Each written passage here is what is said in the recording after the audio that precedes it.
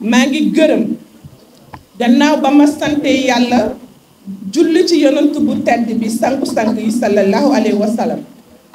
sant sama wasila Cheikh na Ahmed Tidiane Chérif radiyallahu taala anhu sant Cheikh Souleymane Sall mi ma xamal lan mooy baatu laa ilaha illallah sant samay wayjur sant sama borom kër sant sama président de parti je veux nommer son excellence monsieur le président Macky Sall sant samay mbokk yi toog te duñu n'importe qui ci parti bi nii ci dëkk bi maa ngi leen di sant yéen la presse sénégalaise samay partenaire ngeen te nëbbu ma ko ragaluma leen ndax awma lu ma waxoon te waxaatuma ko ragaluma leen ndax ragaluma vaar lu ma wax démb bërki démb ba may nekk ci pouvoir moom laa wax tey je défends les institutions de mon pays loolu laa gëm je défends les forces je défends damay défendre les forces de défense et de sécurité muy militaire muy gendarmerie te dama ko gëm tey laa koy gën a def ak police le 24 mars nag 2024 sénégalais yi tànn nañu tànn Bassirou Diomaye Faye ñu am loo xamante ni moom la ñu yaakaaroon ñu am espoir ñoom ñooy wax de nee nañu dañoo bëgg xeex système bi te booboog léegi nag bu ñuy point de presse sax bu Habib Sy toogee gauche Aïda Mbodj toog droite Mimi moo leen di tontul maa ngi laajte ana anti système ah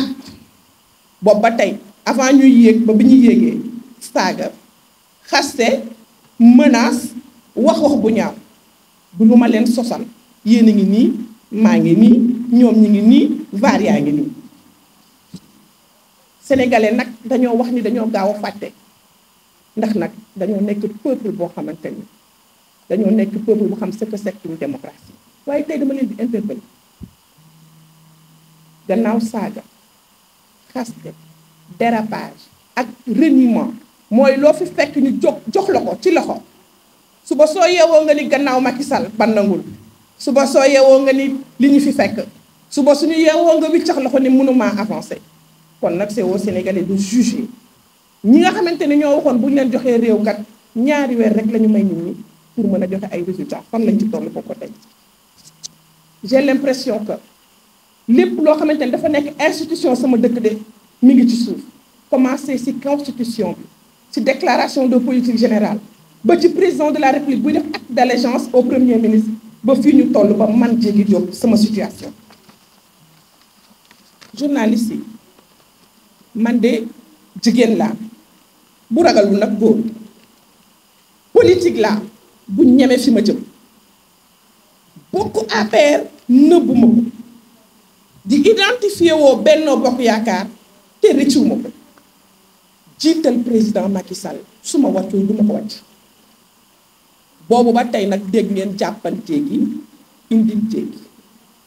yéen nag yéen laay waxal quatrième pouvoir de mon pays jugez leen par vous-même raar na ci plateau yu ma taxawul fii ku am loo may waxal tegal directrice nationale la lan mooy directrice nationale koo xamante ni amul sax budget de fonctionnement bu àgg 100 millions su ma ko waxee 100 millions nag xeebal ma ko kenn mais damay wax selon les textes nekkuma directrice générale amul benn këyit buy génn muy marché muy engagement te du jaar ci DAGE awma sax accès ci 6 budget ci ministère boobu ndax am naa ci droit ndax ordonnatrice de dépense la responsable de programme la maay responsable programme économique et social et solidaire du Sénégal awma accès ci 6 budget donc lépp lu ma décidé lépp lu ma def dafa am buntu ak buntaat yu mu jaar ma assumé ko nag tey jii képp koo xam ne xalaat nga ni boo ma ñooñu xalee rek li nga bëgg moom laay def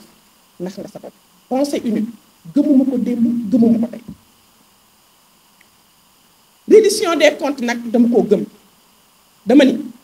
ku musul gérer bu la neexee bees say loxo ni ma blanc comme neige ku musul gérer bu la neexee nga ni yële bu jug taxaw te teewul nga nekk simple fonctionnaire te pourtant boo joxee sa déclaration de patrimoine ñu gis ni ki kat millionnaire la ci ñu liggéeyul lu mat fukki at ak juróom waaye man de Diop yële bu naa taxaw ni képp kuy organe de contrôle bu ma woo pour reddition des comptes daw ma daayu ma tukkiwu ma xanaa ma am soxla doxaat te ñëwaat Sénégal gii laa dëkk Sénégal laa bokk jàngi à l'étranger ñibbi si waat bu ma neexoon toog foofu waaye dama engagé wu pour politique te dama koy assumer. li nga xamante ne nag moo am ba des dégg naa nag lu nekk yéen ñii yéen a ko doon relayer moo tax ma woo leen yéen ñii ngeen am sama version une bonne fois pour tout.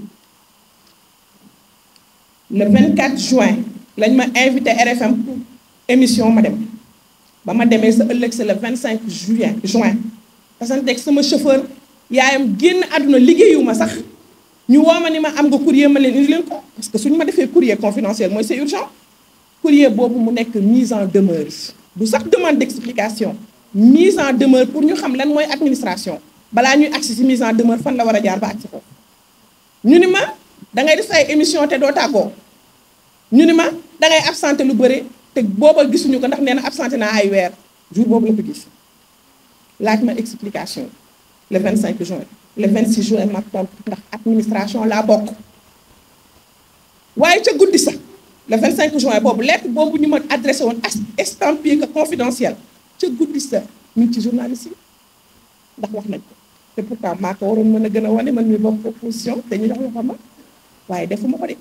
lettre ba ma cee tontu dama cee tontu la ma war tontu ndax administration te sama kilifa la nag ñoom ñoo matul wala moo ko nanguwul bokk wala moo gëmeewul ni sama kilifa la waaye man dama ko nangul bi moom sama kilifa la ndax yàllaay def kilifa ma tontu ko nag respecter les règles de l'administration booleel ko si nag démission ndax nag kenn du mën xoolal fii adressé démission bi au président de la république booleel ko si sax lettre de transmission le 27 juin sa ëllëg sa balaa sax ñu may tontu waaw wala déet nangu nañ la ko ou pas le secrétaire général génne ma si groupe de travail bi ñu am ñu tuddee ko CODIR boo xam ne ministre bi mi ngi si waa cabinet bi ñu ngi si kullu kuy directeur te booba ñu may génnee ci groupe bi am na directeur bu fa nekkoon bu présenté woon démission moom comme man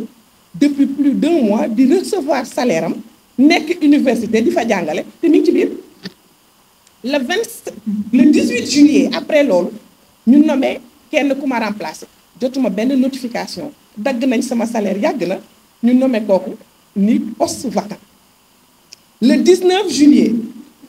sa ëllëg sa laa gis journal Yoor-Yoor bu sëñ Saliou Gueye bokk may xaar mu wane kartam boobu ba tey amagul sañ-sañam man nag am naa carte APR te am naa sañ-sañ bàkko mu defal ma rapport pré-rapport la war a doon ndax droit loolu la santaane ku liggéey ba taay yi dañ koy defar rapport ku ne am nga droit buñ la falee boo ñëwee nga ni fii laa fekk yëf yi nii laa ko fekkee nee na dama jaay sama budget ba 80% wax ay waxam def ko dugal ko fa ba nit ci daaj sama photo le 23 juillet ma jot appel ku nekk ci biir ministère bi agent bureau courrier ni ma dama am courrier pour yow ba tey waxuma courrier lan la foo nekk ma fekk la fa ma ne mënoo ma fekk fi ma nekk ndax damay dox sama soxla bu subaa mën nga ñëw nga indil ma courrier loolu le 23 la le 24 ma xaar ko gisuma ko le 25 huissier fëgg sama kër indil ma lettre ni ma ministre bi nee na nga ko indil sa PV de passation dans les 48 heures musuma jot lettre te normalement IAF moo may woo ndax def naa ñetti passation l'inspecteur moo may woo ni ma naa ko yónnee sama PV te ñooy jàpp date d'un commun accord loolu amul si huissier moo ñëw directement le 25 juillet sa ëllëg sa même jour ba laa fekk na man pare naa yàgg na ma defal leen sama PV bu ma signé nag xëy na loolu la ñu xaaru woon ma signé ko boole ci caabi yi ñu ma joxoon ak sama caabi bureau ak carte carburant ak carte péage bi jox leen ko jot accusé de réception bu administration bi mi ngi ak man le 2 août je pense que c'est une semaine après non ma jot convocation gendarmerie li may pànk yëpp nag bëri histoire yëpp kenn musuma convoqué police ndax nag juriste la du ma jàll nit du ma saaga du ma wax li ma nit di xeebee ndax dama ne dama tàllal sama baat ci dëkk bii ni dama bëgg am loo xamante ni moom laay wane ci dëkk bii du ma wax luñ may xeebloo waaye de Alioune Dione ak administration ñoom ñu ñëw woo gendarmerie ma dem wuy ji leen nag ndax ragaluma fi ma jëm le 5 août ñu déglu ma foofu de 11h à 19h25 secrétaire du général ñëw si laa doon di yëg lan lañ ma convoqué muy recel de documents administratifs recel xam ngeen mooy la man mii ñu ni dama yor ay documents war leen ko jox kon lu ma war a yor laa yor bu fekkee am na waaye recel mooy am koo xamante ni dafa yor ay documents yu mu warul yor ci koo xamante ni xëy na da koo sàcc mbaa mu yoonal ko jaay ko ko jox ko ko falaa ko yëgee et pourtant am na journaliste yu ko bind yéen a ngi nii fan lañ ko yëgee loolu mooy ka def plainte bi te ni confidentiel na moo joxe waat courrier bi waaye ku ne loo xam ngay def ku musul respecté administration ba lépp luñ def nga génnee ko ci mbedd munoo am bàmmeelu bi le lendemain le 6 août te bi ñu toogee ñu woo ko mu ñëw moom secrétaire général bi représenté ministre bi secrétaire général boobu nag daa defoon mouvement de soutien pour APR waaye cuubu na ci diggante bi toog ak inspecteur bi man maa leen wax ni pare naa pour def passation suba ndax man sama document pare na te looy bañ dafa fekk am looy ragal ñu woo leen ñu ñëw d'accord ak sama avocat ñu ngi toog kon ku wax ni jéegi dañ ko doon waaj a tëj kaso looloo tax jéegi ni day dem def ci passation juum nga wala wax nga loo xamul wala wax nga lu amul major Kandji ngi toog maa ngi toog ñoom ñi ngi toog maa leen wax pare naa pour def ko suba duma waxal lu amul gendarmerie xanaa ndax ni leen 10 heures pare naa maa joxe heure bi sax ni leen indi leen nag feuille parce que administration ngeen wax yéen ba ngeen amulee kayit sax yéen ngi sosal nit waxatuma ba ngeen yore kayit indi leen ma kayit ni convoqué ngeen ma suba 10 heures c'est le b.a.-ba et sur conseil de mon avocat chose qui a été faite et même l'heure n'a pas été précisée duma leen wan lettre bi parce que man duma wane lettre bu ñu estampillé confidentiel parce que exemple l'état de mon pays dama lay dicté le lendemain le 6 ma dem fa ànd ak sama avocat signé dossier par passation bi kama doon defal passation sama agent la ba mu toogee ñu ni kan lire ko mu ni duma ko lire te ma wax leen nag congé de maternité la nekk de mi ngi doon di ñëw mu ni leen dossier bii ngeen di ma signéloo maa ko defar mois d'avril duma ko fenal dañu mën a photo bi gis ngeen ko joxe nañ turam ci journaux yi fu ma woo ma wuyu ko du diffamation laay def devant l'IAM dossier bi pare naa ko depuis avril madame la directrice pare na dossier de passation depuis avril au lendemain des élections présidentielles man Diégui Diop pare naa woon ndax kama fal bu mënee wane ginnaaw sakantuma ko ma ne kooku signé ko sans réserve na leer ndax man ñetti passation ya ma def sax damaa signé ak réserve kooku elle a signé sans réserve devant l'IAM ma jël document yi yenu yóbbul gendarmerie ñu entendre ma romb signé dem sama yoon loolu de moo tax ma décidé wax ak yéen leeralal leen ngeen xam ni gannaaw ba ma doonee nit doon jigéen dama choisir def politique te di ko assumer lii may def c'est pas parce que damay xaru déedéet c'est pas parce que damay jaayu jar naa ba pare déedéet c'est pas parce que xaw ma fan lay teg sama tànk non c'est parce que je me suis engagée et je l'assumerai quoi que cela puisse advenir dama bëgg ngeen xam ni yaay laa jur naa ay doom te sama doom moo ëpp ubbi buntu kër gi bi huissier bi ñëwee ci kër gi xulli ay bëtam tiit keroog ba ma Mollah Morgun di saaga ni bu ma amee promotion Mansour Faye moo may tëddee sama doom moo ma ko wan bu am fukki at ak juróom muskalaf la am naa lu may jombal sama bopp am naa borom kër yaakaaruma ku dul Fatiha ak salaatul Fatiha ragaluma dara waaye xaruma waaye nag li may assumer damay ñëw toog wax ko Sénégalais yi ñu xam ko Sénégalais yi am nañu jooy pour man am nañu ñaan pour man am nañu ñëw taxaw foofu mu taw seen kaw pour man may représenter président Macky Sall di représenter madame Paye di honorable di représenter Tandey Binta Gassama di représenter kullu jigéen bu mës a taxaw ni man damay def politique kon man du ma dellu ginnaaw. Aïssatou Ndiafate di maire parmi les maires les plus jeunes nekk maire foo xamante ni du n'importe qui la remplacer ñooñu noonu bu ma àndee ak ñoom ñuy sama nawle man di juba aw ma droit daw aw ma droit ragal aw ma droit xoxoto looloo ndax ma jàkkaarloo ak yéen du lenn du dara pour ñëpp xam ko kuy wax nag ci nit ngeen yor pouvoir bi ngeen yor muy 4e pouvoir dama leen di ñaan lépp loo xamante ni dégg ngeen ko te leeru leen soo leen ma laajee rek dinaa leen ko leeral lii moo waral ma ñëw toog fii di lancer un appel à tous les Sénégalais di leen wax politique de dafa metti waaye ku ne am na yoon bu gën a ndaw politique. Je suis juriste j'ai un bac+5 en droit mën naa dem Amérique léegi mën naa dem France léegi mën naa defi barreau France 18 mois la may jël lu tax ma choisir toog parce que ba muy neex damaa toogoon buy naqari itam damay toog fi nekk président Macky Sall mi may soxla la violence sous toutes ses formes est à bannir ba may bokk pouvoir laa ko mën a bannir waxatuma ak ba may bokk opposition du ma saaga te santuma ko kenn du ma xaste te santuma ko kenn du ma wax bu ñaaw te du ma dóoree du ma wax waaye nag lépp loo xamante ni sama fula la ak sama fayda dama koy wax te di ko assumer ma di leen gërëm di wax Bah Diakhaté doy na exemple Ahmed Suzanne Camara doy na exemple ñi doon wax ni ku nekk am nga droit wax heure bu la neexee tey ku tichoo li ñu dem tëj la ku bëgg a def marche ñu tere la ko ku wax ñu seex na leen lay xoñ-xoñale ministère boobu ma nekk maa ci gën a tuuti budget ci direction ki ma bokkal programme économie sociale et solidaire a un budget de fonctionnement de 175 millions te pourtant maay responsable programme am moom ministre boobu di wax son budget de fonctionnement 500 millions la am na beneen 500 millions bu mu am bokkul ak 1 milliard boo xam ni c'est un budget bi nga xamante ni fonds d'appui pour l'économie sociale et solidaire na leen wax li ñëm bu nekk lan la ci def et je le défie fi ma jëm ragaluma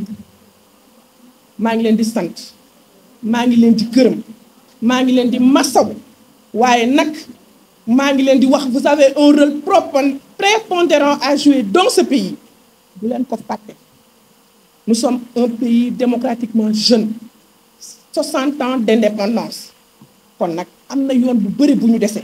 te ñun bu ñu daw parce que bu ñu dawee kuy taxaw boo bañee ay médiocre jiite la quoi que cela puisse advenir dañ koy dem kon nag maa ngi leen di sant maa ngi leen di gërëm sama mbokk yëpp di gërëm waa Défendre la République di gërëm les influenceurs di gërëm kull koo xamante ne rek tu es épris de justice asalaamaaleykum wa rahmatullah allahumma salli ala sayyidina Muhammad. Mars 2024 le peuple sénégalais de manière transparente et démocratique a fait le choix d'installer un nouveau pouvoir dans notre pays. Pour nombre de nos compatriotes, ce vote était synonyme d'un espoir de voir un changement qualitatif tant du pays que de leur vie. Mais l'on avait tôt fait d'oublier l'enfer que le nouveau pouvoir avait fait vivre à nos populations quand il était dans l'opposition. Les invectives, les insultes grossières, le mensonge permanent, les accusations gratuites contre l'honorabilité des concitoyens, la violence sous toutes ses formes, intégrale à la limite du terrorisme physique et politique, ont été leurs favorites. C'est vrai que l'euphorie accompagnant la victoire avait poussé de nombreux Sénégalais à verser dans l'amnésie et à accepter quelques écarts dans les comportements,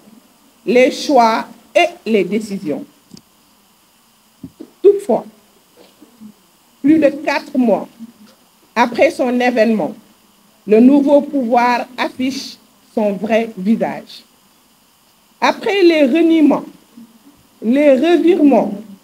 et les dérapages en tout genre, il assume ouvertement ce qu'il est, sa profonde identité, un pouvoir dictatorial émergent. Celui-là même qui se complaît dans le déni outrancier, dans la volonté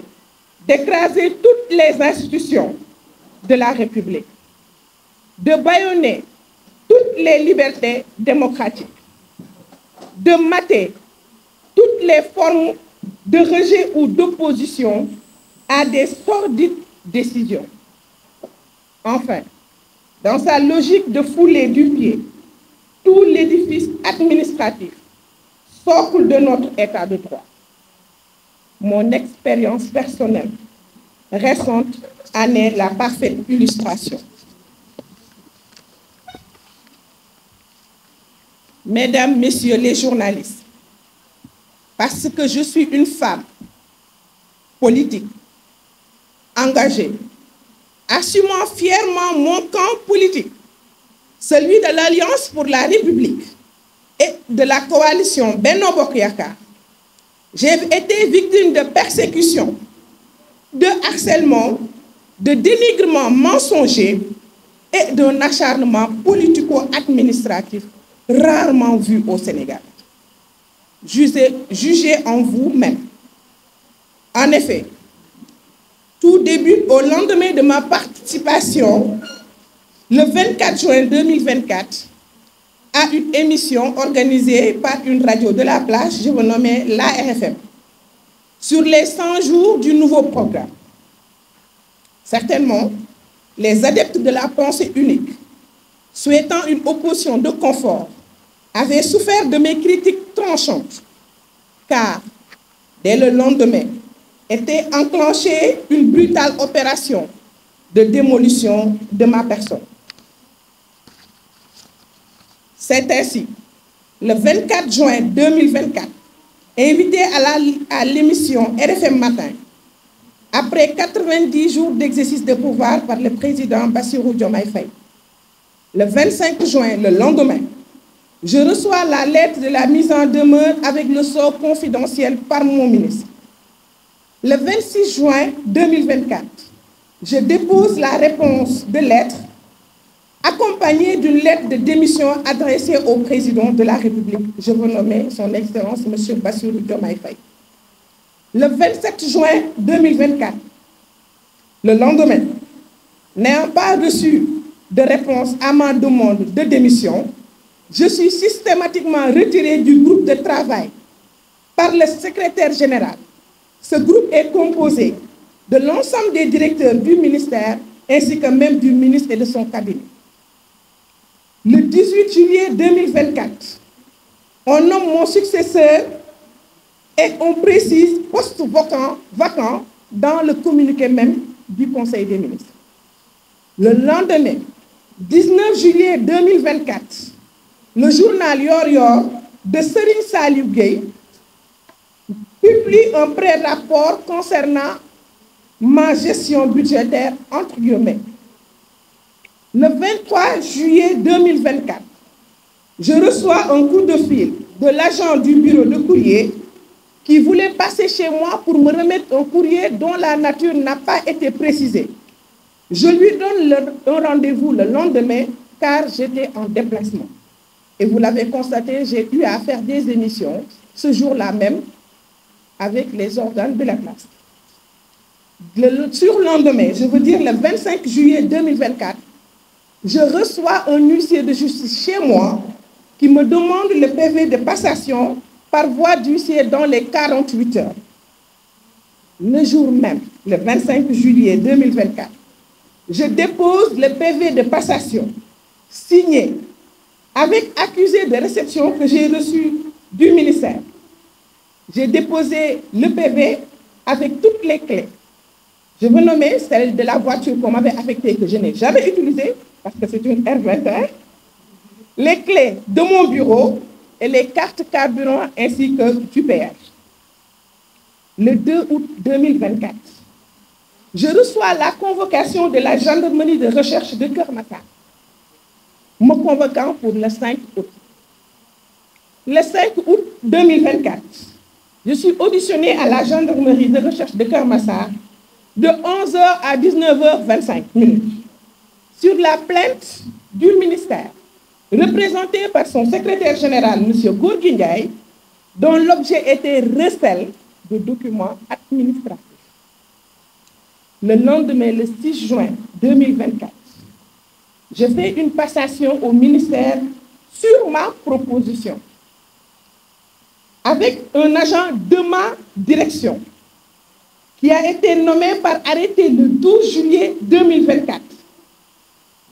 en présence de l'IAF et de mon avocat pour des raisons sécuritaires et de respect de mon honorabilité. Puis, je retourne à la gendarmerie et je suis entendu par le major Kandi sur le PV de passation qui a été signé sans réserve par les parties, à préciser, sans réserve. Nota bene, tous les documents estampillés confidentiels qui m'ont été envoyés par mon ministère se sont retrouvés au niveau de la presse nationale. Mesdames, Messieurs les journalistes, la reddition des comptes est une absolue nécessité dans une république et tout état de droit digne de ce nom. J'en suis une farouche partisane et il ne saurait en être autrement pour moi, qui suis républicaine et démocrate convaincue. Mais ce que j'ai vécu et dont je ne vous ai fourni que les fragments les plus significatifs est hors de ce champ. J'ai été simplement une victime. Oui, victime d'un acharnement sauvage visant à m'humilier, à me briser dans ma dimension d'opposante, dans ma dimension de femme et dans ma dimension humaine. Oui, j'ai été victime de l'incurie d'un antisystème, devenu système, avec ses logiques d'élimination de toutes sortes et personnes d'opposition. Ce qui s'est passé avec moi est étranger aux principes administratifs primaires et atypique. De 1960 à nos jours, aucun agent n'a été convoqué pour passation de service, a fortiori un directeur national. Ce qui s'est passé avec moi, prolongeant toutes les forfaitures et autres actes antidémocratiques perpétrés par le nouveau pouvoir, est une alerte pour toute l'opposition sénégalaise et pour tout le peuple sénégalais. Ceux qui nous dirigent sont violents et nourrissent le rêve d'installer la dictature et la violence sur toutes ses formes. Au besoin par la destruction de la cohésion nationale, l'exemple de l'Église en est une parfaite illustration et plongé notre pays dans le pire des chaos. Mesdames et messieurs les journalistes, je vous remercie de votre attention. Djegui Diop Fall, militante de l'APR.